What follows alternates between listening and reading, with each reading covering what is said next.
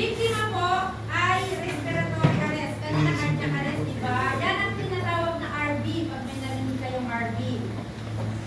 Negative ang breathing pero may pulse naman. Ang kailangan niya lang po is ventilation. Pag adult, alam niyo naman na age ng adult, diba?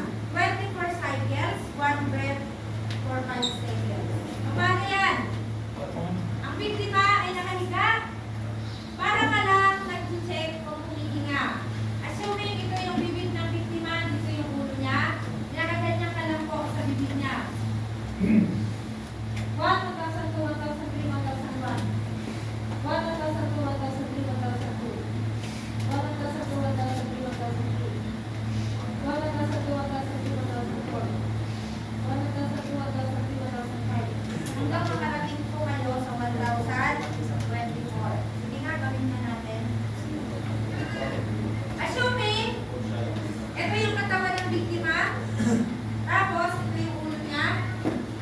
Nakaganyan tayo, diba? Chest, nakatingin. Pero nandun ka sa bibig niya. So, ito pong kamay ay dapat makalabang ganyan na din. Ha? Tingnan niyo po ako, ha? Pag nagre-rescue po kayo, dapat nakalulog kayo. Ayan, ha? 54 years old na ako, nakakalulog pa ako, ha? Parang nang lumuhod.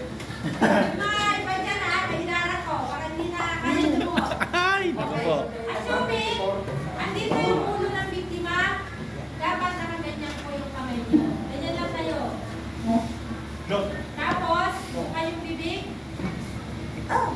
Wag mo daw sa pag-usap. Ano ba nakalagay dyan? One.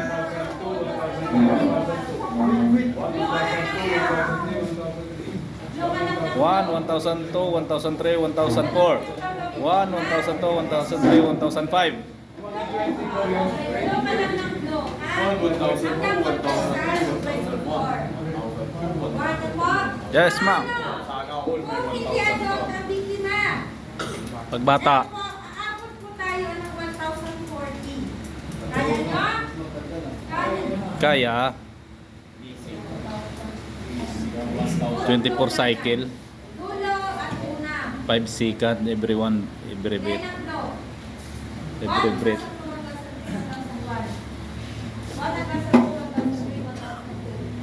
Ganun po yan. Kuha po? Yes, ma'am. Sana! Carry ha! Para po pag-emergency, alam yung gagawin nyo. Kaya-kaya natin, Florian. May